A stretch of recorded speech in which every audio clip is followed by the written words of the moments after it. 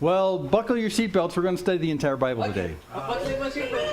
So what are we doing? This is part 2 in a series, a 4-part series on how to become a Bible explorer. That's why you're going to see pith helmets until the end of the month. I'm sorry, that's just the way it is, because we're talking about explorers.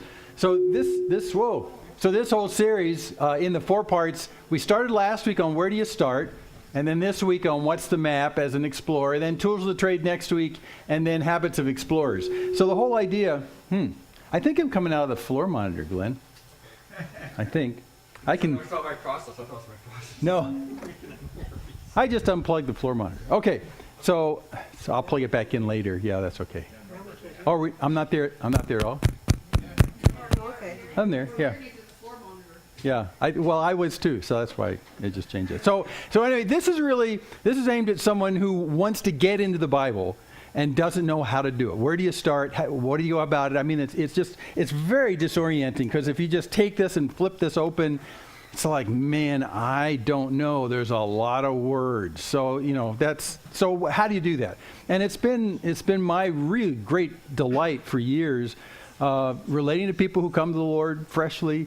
And one of the very clear indicators that something genuinely has happened internally is overnight this hunger for the Word erupts. I mean, overnight. And some of those people are actually here today. There's others that are not here. But I mean, it's just a delight. Like, what do I do?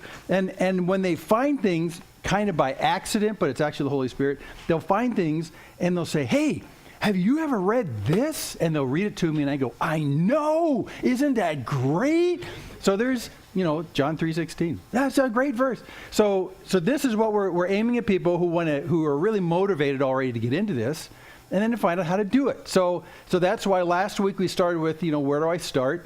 And I said the very simple answer to where do I start, and you'll see in a second, is to start with Jesus. So today, it's what do you do after you start with Jesus? What's the map through the entire Bible? So we're going to do that today. So what's the map? How do I get from beginning to end? How do I even start to look at the rest of the Bible after I start with Jesus?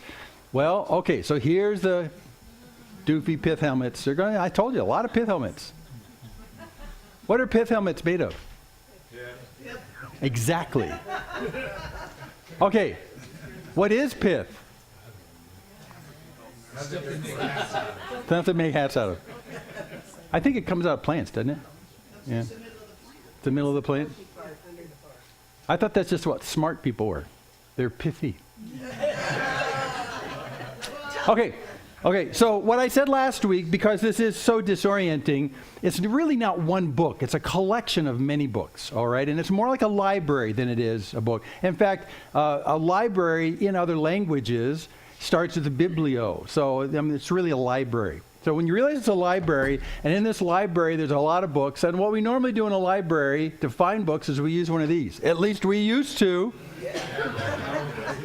I was trying to think, how old do you have to be to recognize what that is? I recognize it. Do you recognize that? Oh, okay. Well, we're doing better. You have to be 10? Oh, okay. Well, anyway, I don't feel so old all of a sudden. But nowadays, see, it's interesting, because back then when you use the card catalogs are organized by subject and by author. So you go to a bunch of them that are author alphabetic, subject alphabetic, and you could do a whole bunch of things that way. Now, because of computers, you can actually search on a single word and find all the books that have that word in it. And what's that tool you use to do that? Google. Literally every word that's online is cataloged, which is just astonishing. So, and using this technique, if you have a library of books, you can indeed go and pinpoint into a book based on a word. But that's not exactly what we want to do when we try and catalog the entire Bible. It's a different approach. You can zero down on things really quickly. And next week when we talk about tools, you'll see why that's kind of a neat deal. But it still doesn't give you an overarching view of what this is, so it'll be a more effective roadmap to how you navigate your way into it. So it's not just a collection of words. That's what Google will do for you. So it is indeed, just a review, it's 66 different books, and it's written by 40 plus authors. There's some disputing about some of them. That's where the plus. 40 plus authors. And they're penned over a period of 1,500 years. So when you see that as someone who's really new to the Bible, you're thinking, well, which of those authors do I read? Which era do I read? I mean, that's just disorienting to start with. Not that there's just 66 books, but there's so many authors in so many periods of time. Does any of it relate to me right now? So that's the disorientation. So what we need to do is come up with a map to help us work our way through it, and that'll give us an overview. And here's the map beginning. It's actually the backbone of the map. And this is the thread that goes through the Bible. The Bible is an ongoing love story about a creator God who wants to be discovered and known and loved in every generation. And now that's the thread. That's actually the backbone of the entire Bible. From Genesis to Revelation, it's that. It's a loving creator connecting with his creation of us. And it's a catalog of how it's been happening over many centuries. So with that as our backbone, I found this quote a while back, and this really says it. J.I. Packer once said of Dr. Martin Lloyd-Jones, both guys really, really admirable theologians. These guys know the Bible. Packer said of Martin Lloyd-Jones, he knew that God's way to the heart is through the mind, and often insisted that the first thing the gospel does to a man is to make him think. And so that's why when God wants to introduce himself to us, he's going to use a device that makes us think and that we can use our minds with. In fact, in a real discussion about talking about the pros and cons, about whether you have substantive discussions with people, a lot of Christians end up going into the realm of, well, I don't want to get in arguments with people, let's just live and let live, and and we can talk about these things, but arguments are bad. Well, heated arguments are bad, but substantive discussions, which is what, from a logical perspective, is what arguments are, substantive discussions about what's here is very useful. In the end, your arguments will not get someone in the kingdom of heaven, but the Holy Spirit does that through your words and through your love and through many other things. So, it's not either or, it's actually both. But words are necessary, and so that's why we have a library at our fingertips to introduce us to this creator God who loves us. So we're going to start our look, the overview of this love story. I said we'll give you a map today. This love story is the map. So from the map over to the love story, there's this kind of arching thing that if you write stories is called a plot arc. A plot arc. Okay, so when you read the last chapter in the whodunit thing, you just messed up the whole plot arc. You have to start at the beginning. So this is the plot arc. The plot arc of the entire Bible is a loving God who wants to connect with mankind as creation. That is the plot arc through many generations. Okay, that's the overriding plot arc. And when you look at the plot arc of the Bible, you realize that the Bible's plot arc is separated into two major sections, the Old Testament and the New Testament. And you see that as soon as you pick up a Bible. But the plot arc is still the same. That's what's really key. The plot arc is still the same. A loving God who wants to connect with mankind in the Old Testament, a loving God that wants to connect with man in the New Testament. So those themes are exactly the same. That's why the Old and New Testaments dovetail so well. So that's what we're going to look at. And last week I said start with Jesus. So that's the beginning of the New Testament. That's always the best place to start. We talked about why last week. So what I'll do today is I'm going to follow the plot arc from that point forward in the New Testament, and we'll finish the plot arc in the New Testament. And then we'll go back to the Old Testament and pick up the plot arc from the beginning until we bash back into the New Testament again. Uh-oh. Okay, so let's see what happens. So here's the New Testament. We found out last week, it starts off in John 1, the Word made flesh, just amazing things. And that's the four Gospels, the four biographies, in a sense, of the life of Jesus and what he taught. The Word made flesh, again, Emmanuel, which means God with us. We have a God who's come in the flesh. He's fully human. He's fully God, according to these accounts. He's largely rejected by the people, but he is personally embraced by many. Now, this is just a flyover overview when you see the Gospels. His identity in terms of his humanity and divinity is proven by the resurrection. And Paul says it over and over again. The resurrection is the key to let you understand that Jesus is different than everybody else in history. So is this still a love story since we're just starting in the plot arc in the New Testament? It is, because I just pulled a few. John 3:16 I mentioned before. For God so liked everybody. No, he loved, so he engages for our benefit. So that definitely, John gets off on that point very early in his Gospels about Jesus. God so loved the world. And then in Mark 12, Jesus asked, what's the greatest commandment? You shall love the Lord your God with all your heart, with all your soul, with all your mind, with all your strength. So yes, indeed. I mean, you can't miss the fact, especially in the Gospels, that we're still talking about a plot arc. And a love from who? To who? A love from God to us and a love from us to God. That's the backbone theme of the New Testament and the Old. So we'll prove that in just a second. So the love story is still going. After you get through the Gospels, you hit Acts, the Acts of the Apostles, what happens in the young church after the resurrection of Jesus. You find a vibrant new community rising. And I'm going to use that phrase, new community, a lot, because that's synonymous with the Christian community. But it's a new kind of community. The community has subjects, but they're subjects of Christ. But subjects of Christ personally, not subjects of Christ as him being in charge of a nation state. Now that's a huge distinction, because at the time, you were subjects of a ruler based on the nation state the ruler was in charge of. But this is why this is a new community. Here are people who have willingly made themselves subjects, if you want, of a king, and has nothing to do with the nation state. In fact, it transcends nation states. It happens in Israel. It happens in present-day Turkey. It happens in Italy. I mean, all over the world. The nation states have no bearing at all on how people are subject to Christ. That's a brand new deal. Okay, really big deal.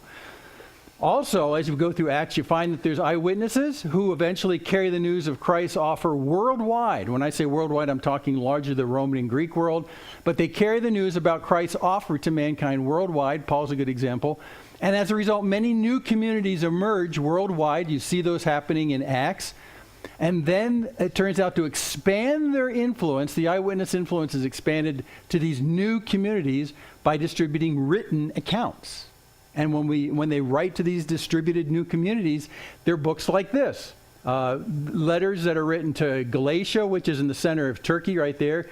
Ephesus, which is on the western Turkish coast. Today it's still there. Philippi, which is up on the top of the Aegean Sea.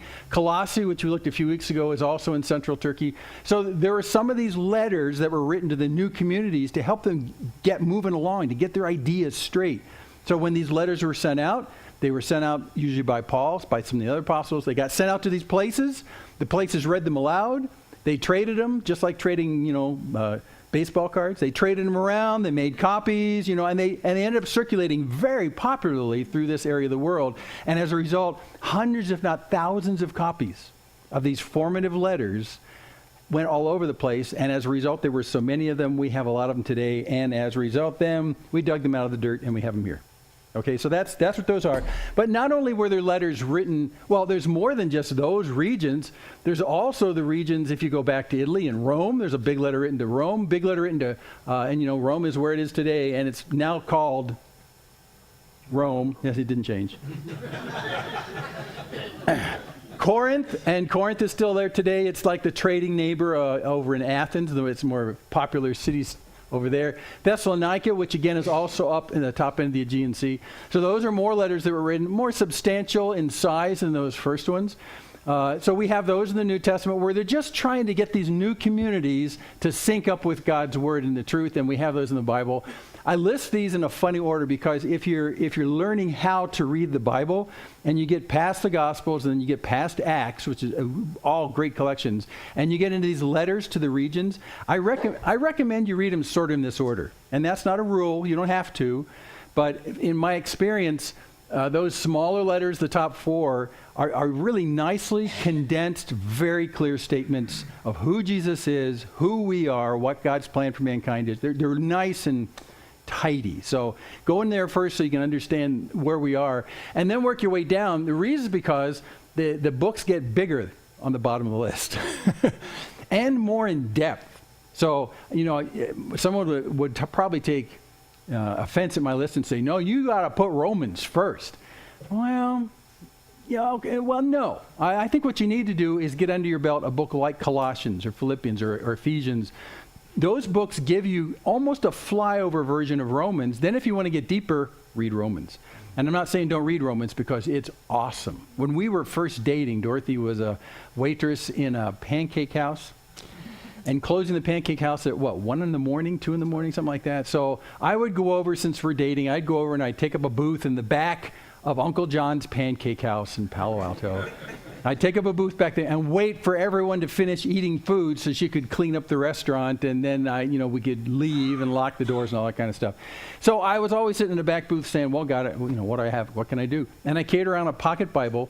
So one evening I remember thinking, I don't know Romans really well.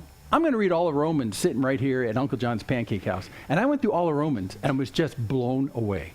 I mean, if you read it all in one sitting, it's a remarkable treatise on where we are through Christ with God. I mean, so it's actually possible, even though we talk about Romans being a big book and it's deep in so many, you can sit down in one reading and you can absorb a ton and just be blown away. So anyway, these are very readable. They were meant to be read publicly, and God has preserved them for us to use today. So there you go. By the way, Corinth, the letter to Corinth is actually 2 letters split into 2, and Thessalonians 2.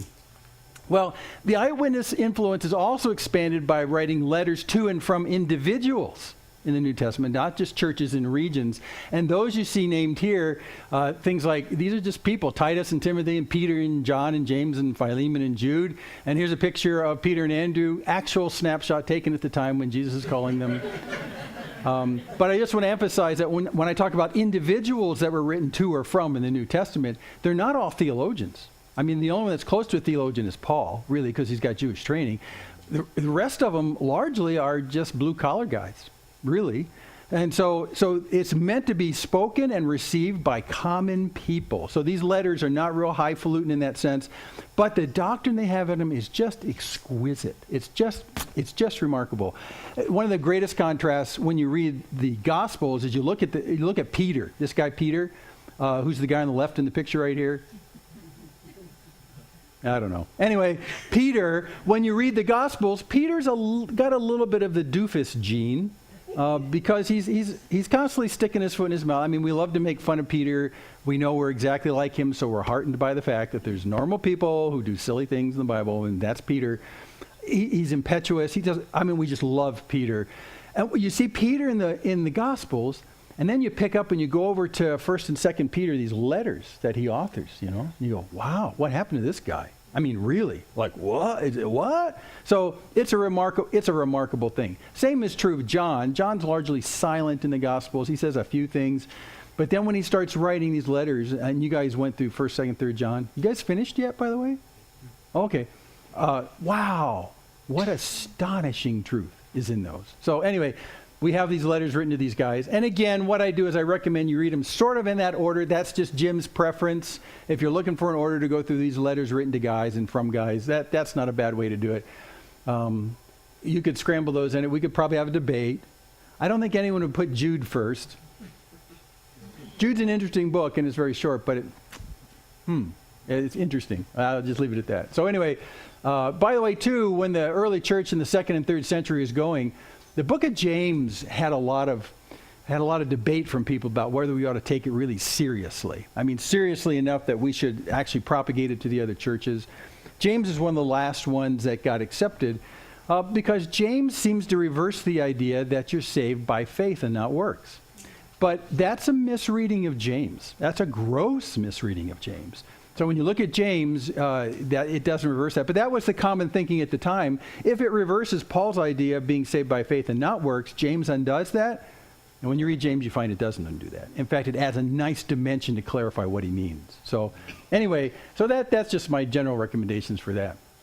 Okay, so the plot arc goes on. You have all these letters that are written. We've really gotten to the end of the New Testament. I just gave you, with the exception of 2 books and... No, New Testament. New Testament. You failed, DC. Hebrews and Revelation I left out because I'm going to recommend you read that when we go through the plot arc of the Old Testament. Okay? What? Well, yeah, I'll explain it when we get there. Okay, I'll explain it when we get there. So let's move the plot arc to the beginning of the Old Testament, and let's see if we have this love story showing up there. So I call the Old Testament the prequel. If you're used to Star Wars stuff, this is a prequel to the New Testament. And in many respects, most Jews would look at me and kind of shame me for saying that because it puts it in a secondary status, but it really doesn't. A prequel always sets the context for the modern thing. It sets the context, and it's really an important context. Now, you can jump into the New Testament, starting with Jesus. You can go through the early church, and be just absolutely fine. Never read the Old Testament for your entire life, and you'll be just absolutely fine. You really will. But when you get the context of the Old Testament and you see the continuity of God's love to mankind through the Old Testament as well, you start realizing some very important and eternal truths. So the Old Testament's really valuable, but it takes a little bit more skill to get into it. Don't have to, but we'll explain it as we go. So we're going to start the prequel. Where's the plot arc in the prequel? It starts off with God creating man like himself. Does that mean that man is God? No. But when it says he made him in his own image, it just means it made him like himself. What he's saying in the common vernacular is God made man enough like God that the two could relate. That's what the like means in that particular sense. So for instance, I am not made like a salamander. Why did I choose salamander? I don't know. I'm not made like a well, we had salamanders on the street that I grew up in the woods across the street. Anyway, I'm not made like a salamander. As a result, my communication ability with a salamander is highly troublesome, right? That's it. So, but when it's made like him, so that's the idea. So God makes man like himself. Already from the very beginning, it's implicit that that means relationship is possible, and that's part of the design. But man rejected God's hospitality in that wonderful place, and then mankind in general became infected with rebellion as a result. Bad news from the offset, from the very beginning of Genesis. Bad news. Good news, God made us like him to relate to him. Bad news, we said, nah, don't want to. So mankind is infected with rebellion from that point on, and as a result it gets so bad that God eventually judges the people with water, and that's called, oh gosh, see you guys, you've read this. This is really good. So the flood happens, and by the way, that's in the first 10 chapters of Genesis. You can't get very far before the implied relationship with God is there, and that mankind rejects it, and then mankind sinks so low, that's kind of a pun, sinks so low that God judges them with water. That's the flood. Well, and then after that, some are saved, this is Noah, and God fashions now a model community. So I'm going to use this all the way through the Old Testament. In the New Testament, there's a new community. In the Old Testament, there's a model community in the sense that, if you go to housing developments, they always have a model home. Well, you can walk through a home that's representative of what all the homes will be like. In a sense, the model community is meant to be, by God's design, representative of all the communities under God.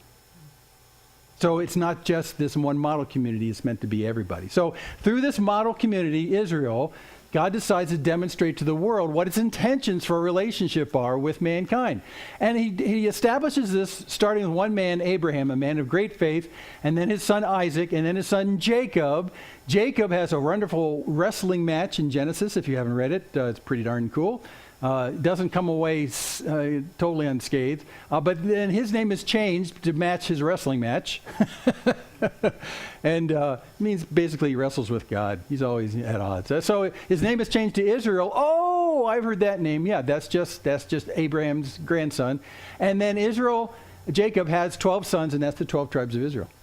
So from that point in Genesis, we start following the model community God intends to communicate to the world his loving kindness through this family. Well, so God offers his hospitality again to them in this wonderful land that he promises to the grandfather Abraham. And so he gives his land, he gives his protection, he offers protection in the land, and he offers provision in the land. God is just very hospitable with the model community. Here's your land, here's your place, you'll just love it here. Land of milk and honey, yes. And so this is God being hospitable again, like he did at the very beginning of the Bible.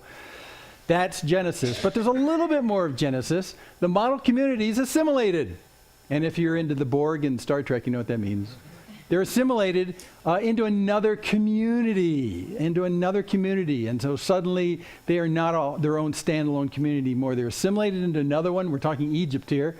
And then that model community is enslaved in that other place. So something has gone quite awry in the entire thing. eventually, after quite some time, the model community, Israel, longs for God's offers. They remember his offers back in the promised land, what God had promised to them. They long for that, and God intercedes, and he rescues them. It's such a great story. And God sends his representative and says to his representative, you go tell that guy, Pharaoh, let my people go. Did you know that when Moses says that, it's not Moses saying my people, it's God saying my people. Instead of Pharaoh saying, no, they're my people. They wash our dishes and they mow our lawns. They're my people. They belong to me. And God says, no, they're my people. You better let them go. That's a great story if you haven't read this. And that leads us up to coming out of Genesis. God establishes the community.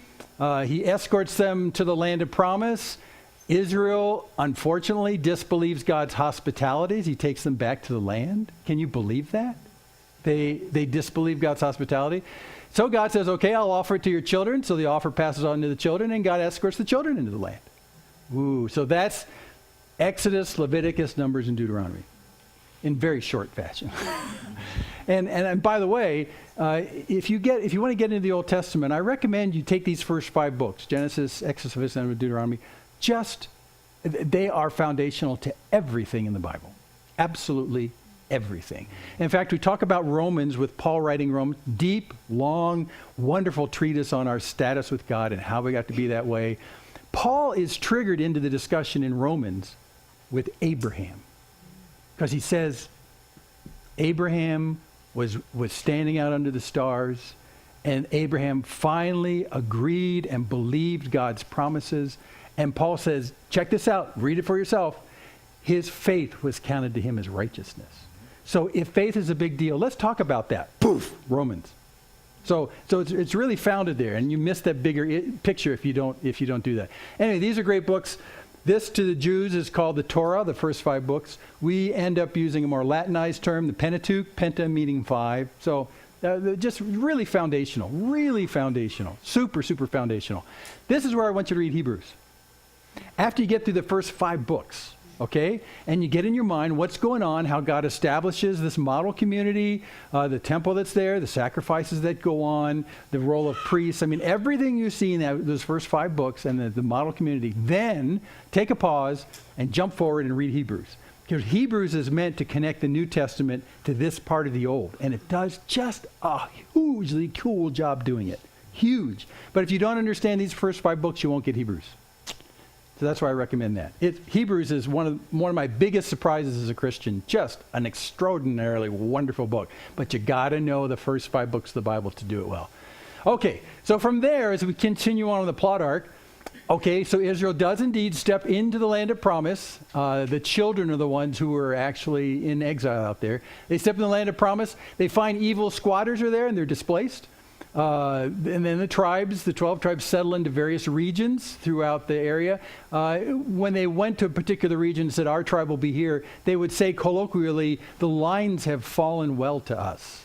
That means the lines that demarcate where our tribe lives. That means God has put us in the place that we should be, and it's just right. The lines have fallen well to us. So that's what that talks about. Israel enjoys milk and honey, which was the promise. It's just a wonderful place, not like the desert. God is actually recognized as the active king of this model community, and that was the point. He's the active king of the community. God's central to the new life of this community. The hospitality of God is indeed realized, protection, provision, and that's Joshua by and large, the book of Joshua. It's really pretty cool. Most people think the book of Joshua is just about pushing out the squatters. It's not. It's about so much more. It's about really finally becoming settled in God as the center of life. It's really, really fascinating. By the way, this summer, after church in the park, we're going to read all of Joshua this summer. We're going to read it aloud in the mornings, and we're just going to breeze through it. I'm really looking forward to it. Joshua is just a hoot. It's really cool. And it's more than just the walls in Jericho falling down. Okay, so that's Joshua. And then you move forward in the plot arc, and then all of a sudden God is ignored. Oh, man, when are they going to stop doing this? Well, when you stop doing it, they'll stop doing it. So God is soon ignored. As a result, God's promises are just taken for granted. The promises being the wonderful land, the provision, the protection, just taken for granted. And eventually mob rule emerges in the model community. What? Yes. Because the phrase that's used is, they did what was right in their own eyes. Oh, wow. What a warning. So mob rule emerges. There are flickering glimpses of God's care in the midst of that craziness, but it's really a pretty dark time. Israel sinks into godlessness, and they realize that God's promises without God is vain. So God isn't just some piggy bank or a vending machine where he gives you his promises. God's promises to us include God himself. The other stuff is secondary. They make it primary and forget about God. So God's promises without God is vain. Despair settles in on the model community, and that's the book of Judges and Ruth. Now, Ruth is in the midst of that time frame. Ruth is one of the flickers of great hope about the presence of God, even in the midst of just really everything's going to pot. I mean, Ruth is just a remarkable thing.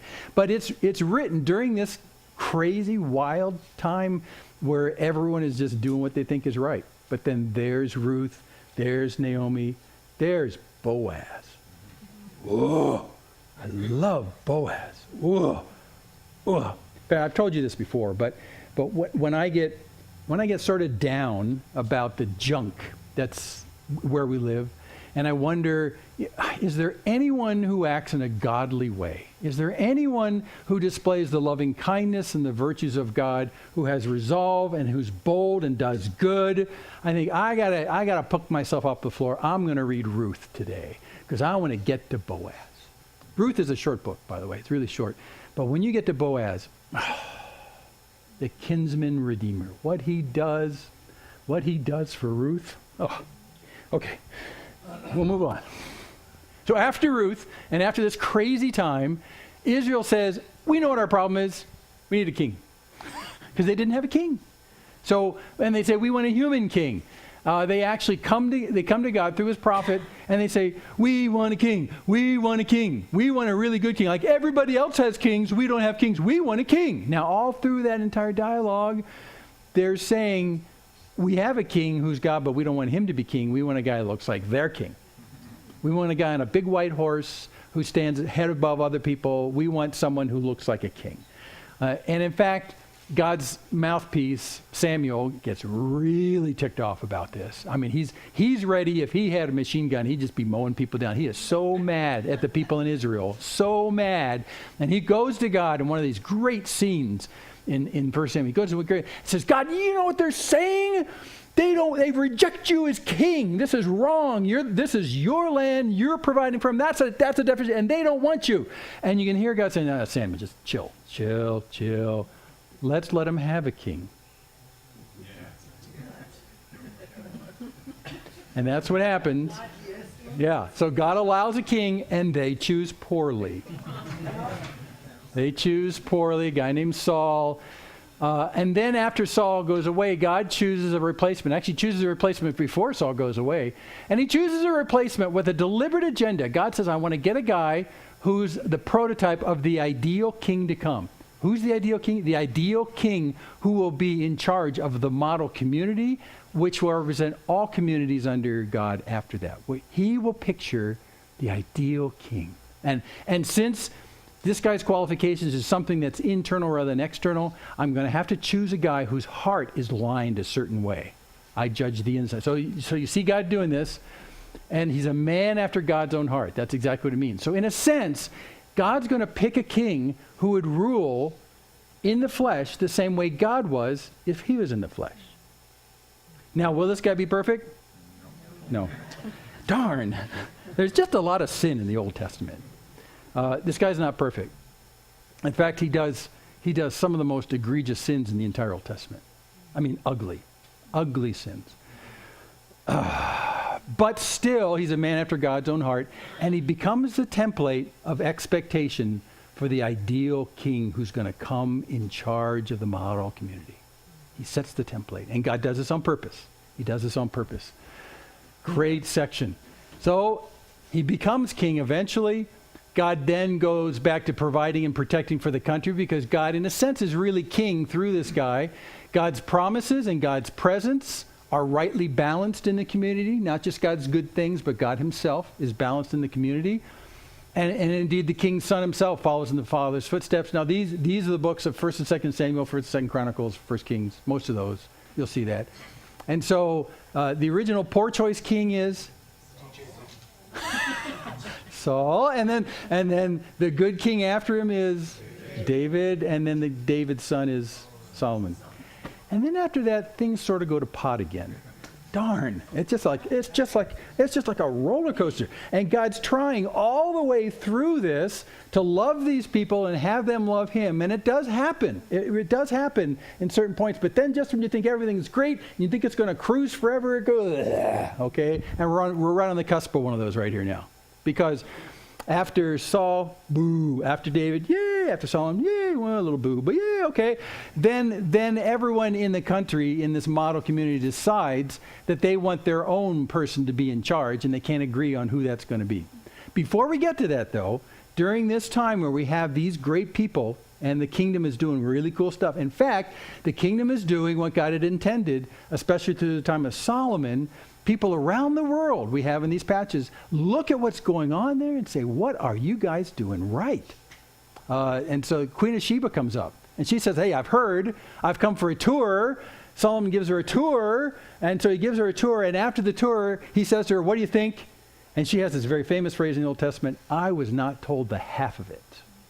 So really the model community is starting to infect the world with what community with God as center is supposed to be like. That's the intent. That's the intent. It's kind of like evangelism at a national level. Well, during this time, some really great literature comes out. And I call this the golden years literature in the Old Testament. So this is the time of like when David and Solomon are there. Great things are happening. God's in the center of everything. And these golden years literature, they describe what life with God is like personally. And that's why these have great value to us, because we are also in the place where we're trying to decide, how do I live personally with God? Well, if you want to get a glimpse into that, look at some of these golden years literature, because it really says it's very personal. And not just personal because everything's great all the time. In fact, the opposite's true. There's so much bad stuff that goes down. How do these people during these golden years, when bad stuff goes bad, does it completely contaminate the relationship with God and they stiff arm him and say, God, you're horrible, we don't like you? No, in fact, the opposite happens. You see trust being built. So these golden years literature are just really something else. They detail the blessing of God's presence in the model community.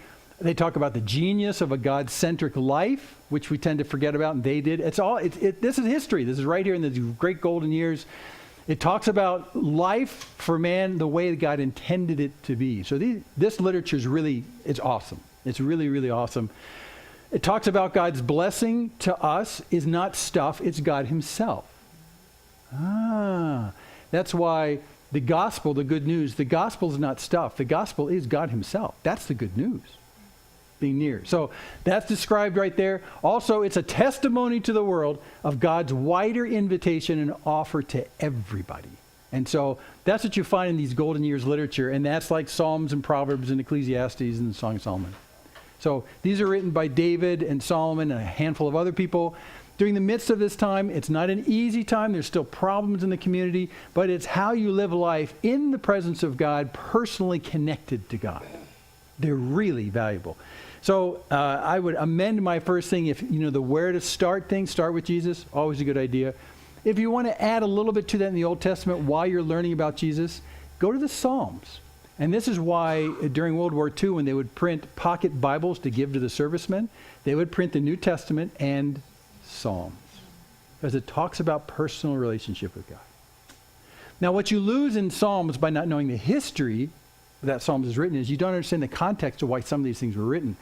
So about a little over a dozen of the Psalms have headings at the top that include exactly where in the history this Psalm was written.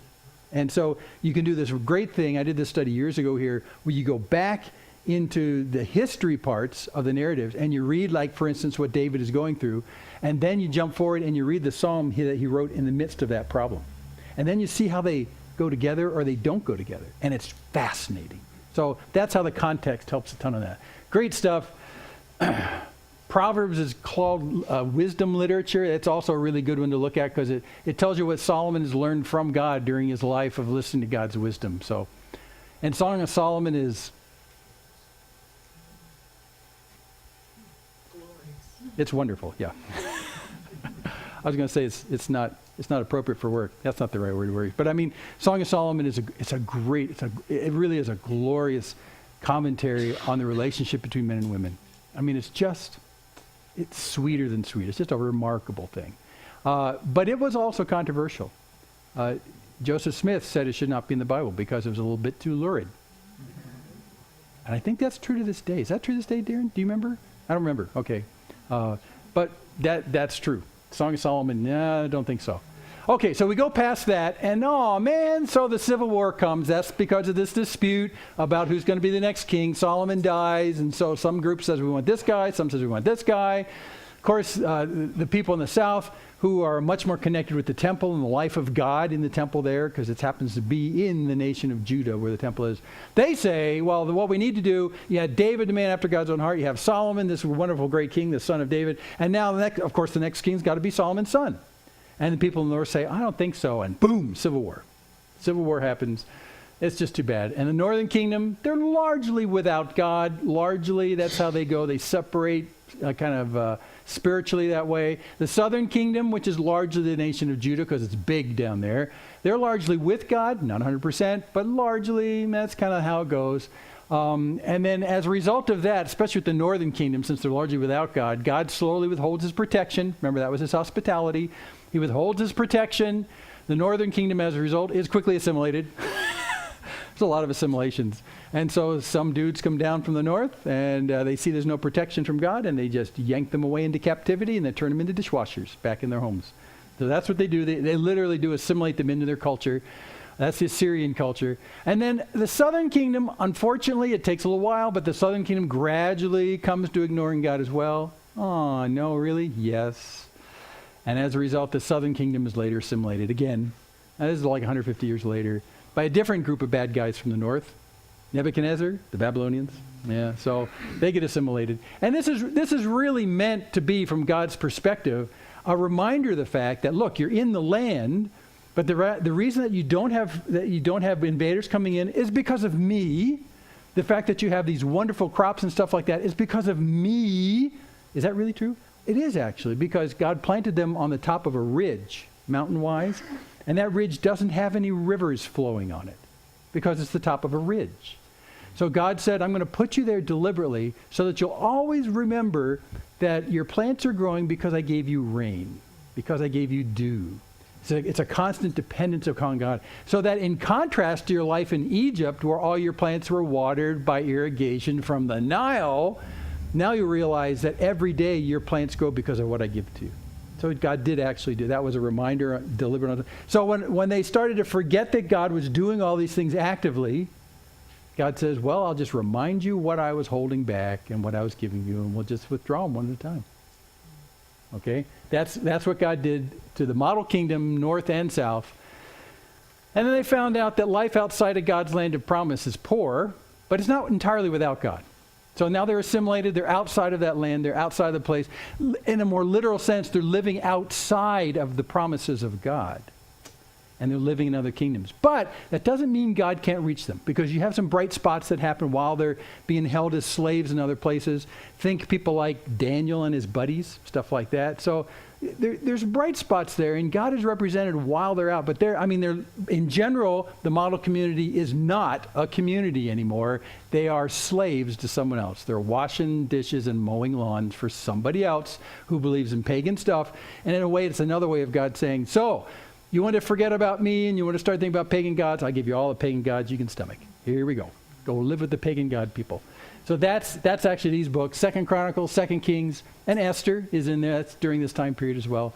So it's not totally dark, but it is a little depressing about what happens when you accept God's offer for life and what he intends to do for you, and then you just decide to forget about him. Just decide to forget about him. And then you begin to become cold because you take what God does for you for granted. It's very much human nature, and we do this ourselves. So that's what's going on. Northern and southern kingdom of the model community of Israel, and that's what you find going on. By the way, too, if I go back, Esther's interesting, too. Esther was controversial when they were trying to figure out what people should read, when they recommend what people should read. And you know what the controversy about Esther is? God's name is not there anywhere. Wow, really? Yes. But is there an apparent trust in God in it? Yes. And so why isn't God's name mentioned in Esther? And there's a lot of speculation on that, but the best speculation, I think, is the fact that Esther was written while the assimilation was still going on, and so they couldn't put out literature that promoted the God of Abraham, Isaac, and Jacob. So God is literally not mentioned, but the actions of all the characters in the story, he's there. He's there. So that's Esther, a really great story of a woman who said basically, what can I do? And her relative said, well, you can do a lot, because don't forget the fact that God put you where he is, and maybe he put you there for a time such as this. You got to love Esther.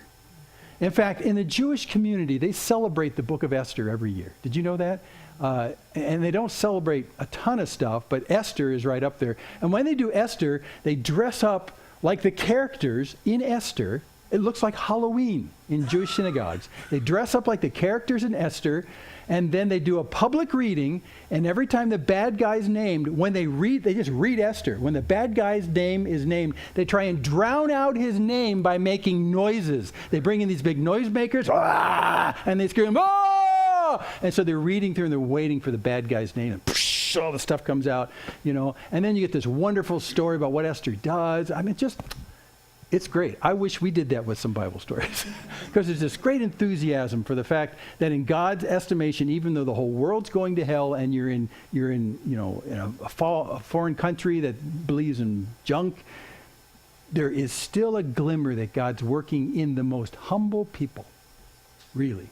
A lot of people speculate that Esther's role in the book of Esther was a prototype for the Lord of the Rings. Because the guy, remember, who's the hero who carries the ring? Frodo. Frodo's a guy who says at the beginning of the story, what can I do? The world is just overwhelmed by wickedness. What can I do? And so eventually he's talking to the fact there's a simple thing you can do, and it may be key to everything changing. That's Esther. That's the story of Esther. So anyway, that's speculation. Okay, so we move in the ark. God sends spokesmen to warn before, during, and after the assimilation. So now I'm in the middle of the assimilation process of the northern kingdom and the southern kingdom getting taken away. During this entire thing, God is not silent. He's got these spokesmen. We call them prophets. The spokesmen come out and they're speaking for God. What are they speaking? Well, they speak during these times and they plead for the people to give God his rightful place at the center of the model community. That's what they say over and over and over. If you return to God, he will return to you. This is happening to you because you brought this on yourself, because you stiff-armed God. So let's bring God back to the middle of the community. Let's do that. And the people just are la la la la la la la. Some of them respond, some of them don't. It doesn't stop the assimilations, but these guys are now these spokesmen say a lot, and they're written down, and we have a lot of what they say. And they're really wonderful warnings for people like them and like us who tend to forget the active presence of God and end up being taken into captivity in the culture we live in. So these prophets have some great stuff to say, not only to them back, 2,500 years ago, but to us today. I mean, it's really good stuff, and it's very practical. They also remind them not only of God's loving devotion to them, and that's a key. We're back to the backbone plot arc of the Old Testament. They remind the people about this key theme about God all the time, about God's love. But they also go past that. The spokesman reveal God's long-term promises for the greater full community to come. And if you don't know what I'm talking about, read the whole book of Isaiah, because when you get to the end of Isaiah, he says, look, not only will God restore us to what we have, but there's a much better thing coming. And so Isaiah talks about that. So they take almost in a timeless way and paint the picture of not only what you've lost and what you can gain back from God if you put him in the center, but what God's intention is for the model community at the end of everything. It's a model community for everybody. So it's great stuff. And I couldn't list them all. It's all what we call the major prophets and minor prophets that are near the back half of the Old Testament. This is all they're talking about in different contexts, in different one of the being carried away into captivity, all the assimilation. They're in the different times of that. And then some of them speak to when they actually start to come back from the assimilations and then how you restart. So it's all of that being displaced and coming back. It's really not just a geographical treatise. You're out of the land, you're back in the land. It's really about you're out of the center of God's presence and you're back into the center of God's presence. It's highly personal. You know why we differentiate between the major and the minor prophets? Total size. You got fat books, major prophets. You got skinny books, minor prophets. But the minor prophets aren't any less important. They say some extraordinary things, just extraordinary. And they're trying to get the nation to come back to put God in the center of things. This is where I want you to read Revelation. You were waiting, weren't you? When do we get to read Revelation? Well, this is a good place because Revelation counts on the fact that you understand Daniel pretty well. So Daniel is one of these prophets in this section. He's writing his stuff, and the life of Daniel that's represented in the book of Daniel is while they're in captivity in Babylon. They're assimilated. They're out there. I mean, it's out there in the middle of Goonie land, basically, and Nebuchadnezzar and who knows what. And so they're out there, and Daniel writes his stuff. Well, when God's giving Daniel understandings about kind of the world geopolitical state of what's going on with Nebuchadnezzar and Babylon, stuff like that, God goes beyond that and says, this is just the beginning of a history. He gives him lots of history that goes on after that point. And all the way to the end of the age. So you have to understand Daniel, because when Revelation is written, it's written with a presumption that you know a little bit about what Daniel was talking about. So it's really key. It helps a ton. It really helps a ton. So if you're going to elect to do Revelation, do it when you get done with Daniel. Really fun. Okay. Well, now, hey, the exiled model community returns. Well, sort of returns. It's fast and slow. And as they come back, God leads in the rebuilding. God even manipulates secular kings in a remarkable way to enable them to rebuild the protective walls around Jerusalem that will protect the city from other people assimilating in the future. Okay? And he uses secular kings that way. And then the spokesmen, the prophets, they tell of the coming of the ideal king. So now we're coming near the end of the Bible and the minor prophets, and they're back in the land. They're saying, but wait, this isn't really everything. There is the ideal king still to come. And the ideal king will be the king of our model community, and everyone included in the model community. This ideal is still to come. So don't get fat, dumb, and happy again. He's still coming. We're not at the end just because we're back in Jerusalem. There's more coming. And so you hear the voices of the minor prophets at the end of the Old Testament saying, the best is yet to be. Even though we're back in Jerusalem and the walls are being built to protect it, this is not the end. The best is yet to be. So you see them talking about that. And in fact, when the wise guys come to Herod, when the wise men come to Herod, when the wise guys come to Herod, they ask him, we know from the stars that the king of the Jews has been born. So where is he? Tell us where he is. And remember, Herod's response is, I don't know. And then he yells out to his guys, hey guys, do you know where the king is supposed to be born? Supposed to be, according to what? Minor prophets. We're talking about the coming of the ideal king. And he calls out to those guys. They're back in the kitchen having coffee, and they say, oh yeah, he's coming from Bethlehem. And minor prophet. So then the wise guys say, thanks. And before they leave the room of Herod, who hates the coming ideal king because he might be a threat to Herod as the king of the Jews. So he says to the wise guys, well, when you find him, worship him, and then come back and tell me where he is. They are warned by God not to go back the way they came, not to go back to Herod. And as they leave, they go out in the wilderness. And what does Herod do? He gets mad and decides, okay, so I don't know where he was born, but I know kind of the region. Let's just kill all the children. And that's the slaughter of innocents, you find. But it's because of what was said in one of the minor prophets about him being born in Bethlehem. Whoa! The coming of the ideal king. The model community then awaits the coming of God's appointed king. And then there's 400 years of silence at the end of the Old Testament. 400 years of nothing from God. But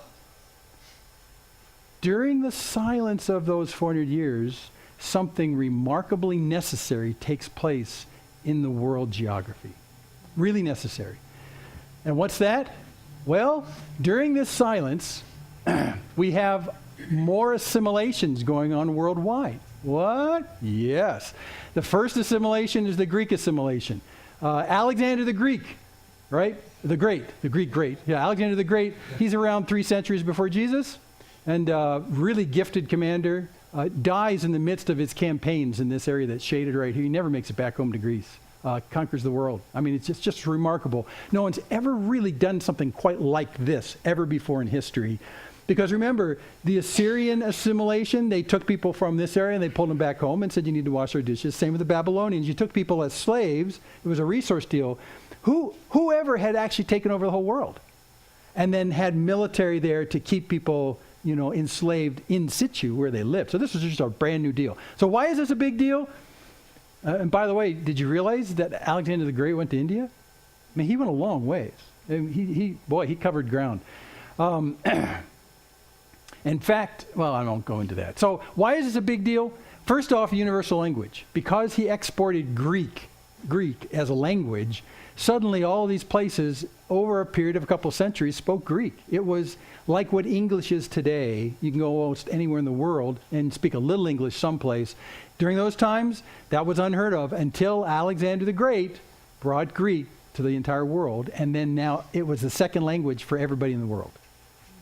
That's necessary for what's going to come next. Also, number two, they exported reason and logic as a way of discussing philosophy and reality and stuff like that, coming from the likes of people like Aristotle and stuff like that. So the whole idea about using reason and logic to work your way to the truth was really foreign until Greek culture really fine-tuned it. We think it was, everyone thought this way, but it's not true.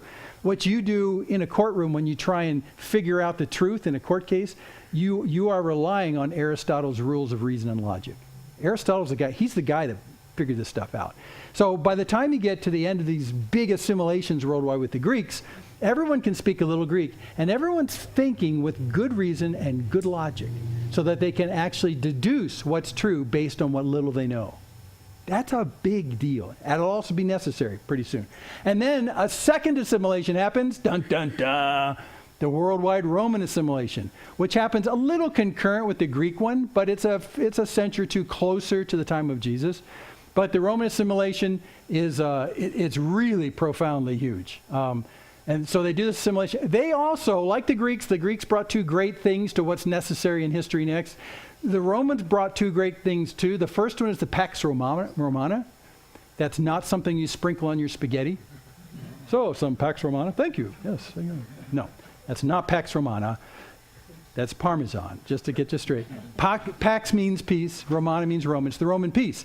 So here's the irony of the entire thing. The Romans assimilate the entire world so that they can bring peace to the world. And in large measure, they did. I mean, the initial being assimilation is not very peaceful. Roman swords, But in the end, then, Rome's idea was to make a gigantic kingdom and then to have the entire kingdom live in peace. So Caesar's biggest idea when he had all these captured places was to keep them at peace, which is why when we see Rome in the stories in the New Testament, all they're trying to do is keep the peace.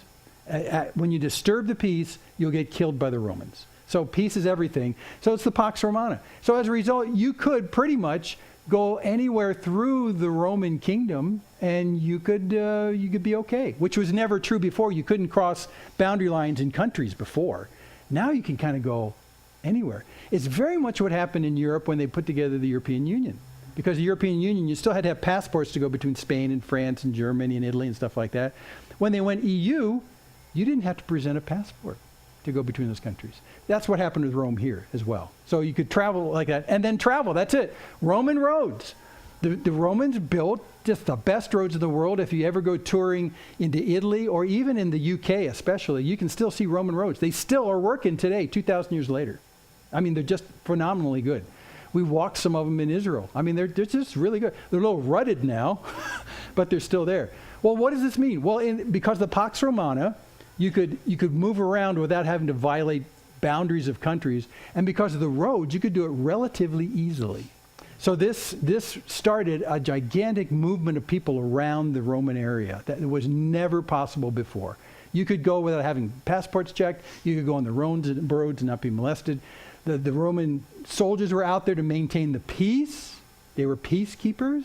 In a sense, they would protect you. Now, everything isn't all roses. There was a lot of junk that went on as well at the time. There's a lot of violence that went on at the time. But in general, this was a remarkable change in world history. So now you put these two things together from the Greeks, okay? you get not only universal language and logic and reason, but then you put together the ability to move anywhere and the means through the roads, and suddenly you have a recipe for propagation of culture worldwide. The stage is set. The 400 years of darkness, the work of the Romans and the Greeks, and what happens after that? Well, you have the Gospels. You have the coming of the ideal king. But what I didn't include in the summary of the four Gospels, which now we see from the Old Testament as you start back in the Gospels with Jesus, is the fact that the model community's king is born. Not only is Jesus just a great guy and, Emmanuel, God with us, but he is the fulfillment of all the promises for all the people that were waiting for the ideal king. That's Jesus. You wouldn't know that if you didn't read the Old Testament. But you would a little bit, and I'll show you in just a second. Also, I didn't list it this way. I said he was largely rejected, but more importantly, he was largely rejected by his own people, by the model community, the MC. The model community that was meant to be centered around God himself, largely stiff-armed Jesus.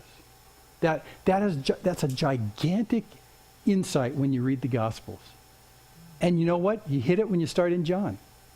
He came to his own, and his own didn't receive him. That's about the Jews, the model community. What a fascinating thing that through the entire plot arc of God's love in the Old Testament, where God says an ideal king is coming and you're going to love this guy when he gets there. And when he comes there, they say, no, never mind. And they reject him. Well, when we got into Acts, I listed these things, but then we can add a few more things. I said they were subjects, but here they actually are subjects of a king. So the new community is a new community that's spread out through the entire world, through all these different countries and domains, and they look to Jesus as a king, but they're living under someone's kingdom. See, that's a radically new idea. That had never happened before in history. Jesus is our king, personally so, but not as a nation state. All right, and the king's offer is not just an offer for life and living in abundance in the land of that geography. The king's offer goes to anybody's geography. What? Yes. Well, then how? Then you mean he's king of all the kings? Yeah. You mean he's Lord over all lords? Yeah. So this king's offer for life and protection, provision, I mean that extends to more than just the geographical boundaries of Israel? Yeah. So that's what they come to find out. That's why that's such a remarkable contrast in the New Testament. And that's why when you read Acts, they get so upset because all of a sudden, they've had Jews coming to Jesus, which makes sense because Jesus is the king of the Jews, is the king of the model community. But now Gentiles are coming. What are we going to do with that? That's just not right. They have this debate in Acts. You get chapter 10, 11, 12, 15. They have this, what are we going to do about that? So they have a big convention down in Jerusalem. You can read it in Acts. They have this big convention. And they say, so, what about these non-Jew dudes? I mean, come on, we're talking about the king of the Jews, and these guys aren't Jews. And they finally say, well, he's the king of everybody. Peter plays a particular part in this. Peter doesn't stick his foot in his mouth during this particular time. Thank God he doesn't do this. But he does have great insight because God takes him up to the north to a maritime port. He meets this Roman centurion, and the centurion asks him all about Jesus. He tells him about Jesus, and then the centurion becomes a Christian in his household, and the Holy Spirit comes, and it's very apparent the Holy Spirit comes. And so when they have this convention about can Gentiles be in like a centurion in the Roman army, come on, that's the worst. Peter goes down there and says, okay, listen, let me just tell you what happened. I went to the guy, he tells the story about what happened to the centurion. And he says, all I can tell you is, when I saw them get the Holy Spirit, I went, well, okay, I guess they're in. I mean, it's as simple as that. It's a great read. It's in Acts. You can see Peter do, I guess they're in. I saw the evidence of the Holy Spirit, so there you go. So many of these new communities are come up. And, here when we talk about kingship of Jesus, even in the beginning of Jesus' ministry, he's saying, this is the first thing we have recorded, Jesus said, the time is fulfilled and the kingdom of God is at hand. What? The kingdom of Israel? No, the kingdom of God is at hand. So that was the first message from Jesus across the countryside, and by John the Baptist as well. The kingdom. So really we're looking at, in the birth of Jesus, the birth of the ideal and promised king, who would be more than just the king of the model community. He would be the king of all communities, so that all communities can be included, living in community with the center of their community being their king, and their king being Jesus. That's the message of the Old and the New Testament. Another spine that gives the plot arc meaning. Because that's God's intention for man, to love him, is to do that very thing. So here, I'm going to wrap it up here. I kept calling this the new community in the New Testament. The new community is God's clarified intent even for the older model community. The model community, the Old Testament community, was one thing, and we always artificially separated from the new community of Christians in the New Testament. But in a way, all through both sides. And Hebrews is key to give you this understanding. We find that God's intention for the older model community had always been what the new community was becoming in the New Testament. It was always a personal issue. And I'll give you just one example. In the old community, the Old Testament, in the old community, they talked a lot about circumcision. Okay? Circumcision as a mark of being in that community. But then you get, not only in the Old Testament and in the New, you get God saying, do you think that circumcision is what does it? I need your hearts to be circumcised. And he's saying this before it gets out of the Old Testament. So there's more of a shortcoming in the older model community about understanding what that really means. And in essence, it's a heart issue. It's not really being as gentle as I can say, a cut skin thing. So anyway, the two communities in a sense are kind of the same. So we'll just contrast this and then we'll be done. So you have the Old and the New, what I call the Old and New Testament. Testament is the Latin word for covenant. That's all. And what's a covenant? It was God's agreement, his arrangement with mankind, a way that God could realize his love for mankind and mankind would respond in love. That's all the Old and New Testament means. Okay? And that in itself is really a plan for community. There's an old community in the Old Testament, a new community in the New Testament, but in a way they're actually one and the same.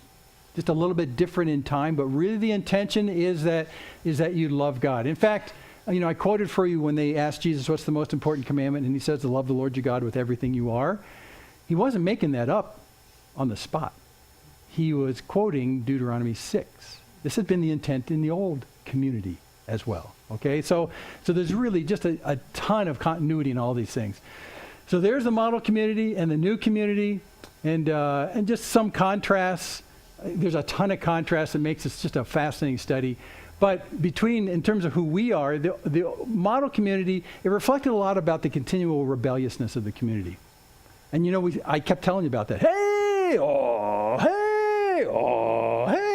what's wrong with these people? Well, they're like us. That's what's wrong with these people.